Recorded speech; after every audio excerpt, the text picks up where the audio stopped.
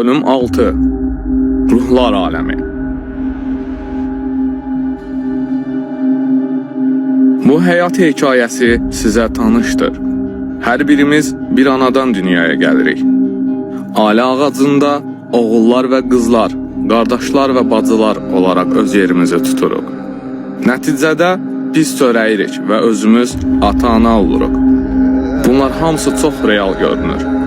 Hər gün gözlərimizi açanda gördüyümüz reallıq elə budur. Bəs bu dünya elə bunlardan mı ibarətdir? Quran-ı Kərimə görə cavab qəti şəkildə xeyirdir.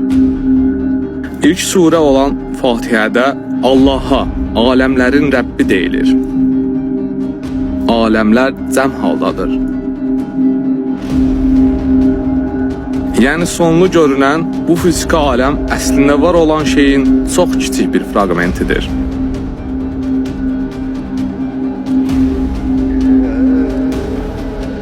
Bu aləm yeganə aləm deyil və ola bilsin bunu bilməyimiz sizi heyrətə gətirəcək ki, siz hazırda başqa bir yerdə də mövcudsunuz.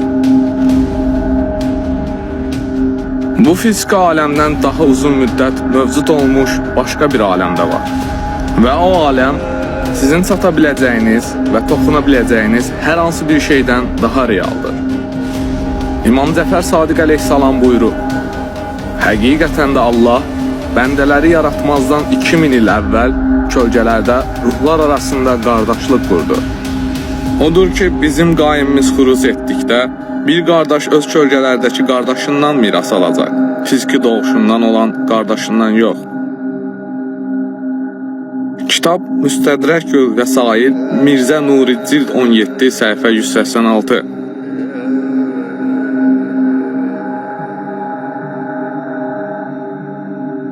Bu dünya çox böyük bir şeyin daşıyıcısı olaraq dizayn edilmiş və milyardlarla bədənlə doludur.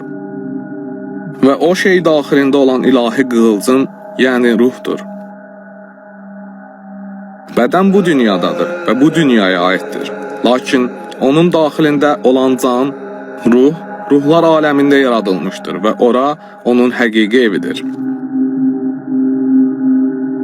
İmam Əhməd Əl-Həsən əleyhissalam ruh barədə elə gizli hikmətlər açıqladı ki, bizim kim olduğumuz barədə bütün düşüncələrimizi dəyişdirdi. Bizim fiziki aləmdə ata-anamız olduğumuz kimi, ruhlarda da soy var. Lakin o soy bu dünyada azacıq fərqli dəyişir. Ruh özünü çoxaldır və onun soyu orijinalının sürətləri kimidir.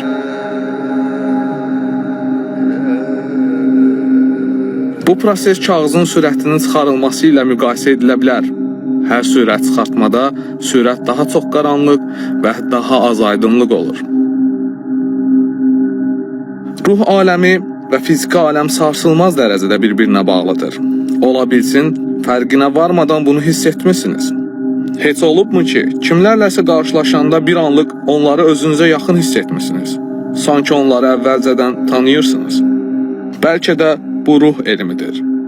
Və Həzrəti Muhammed əleyhissalam buyurub: ruhlar bizim bir yerə toplaşmış əskərlərimizdir. Onlardan səmada bir-biri ilə əlaqə quranlar, bu dünyada da bir-birinə yaxınlıq duyarlar. Səmada bir-birinə müxalif olanlar isə bu dünyada da bir-birindən ayrı olarlar. Kitab Səhih Müslim, Kitab 204, Hədis 204. Bəzən ruh ailəsi hamısı birlikdə, eyni fiziki ailənin üzvləri olaraq inkarnasiya edir. Lakin bu həmişə olmur. Bunun bir örneği bu fiziki aləmdə Əhl-i Beyt əleyhissalamın ağası olan Muhammed Peyğəmbərdir. Ruhlar aləmində isə Muhammed əleyhissalamın 3 övladı var. 2 oğlu və 1 qızı.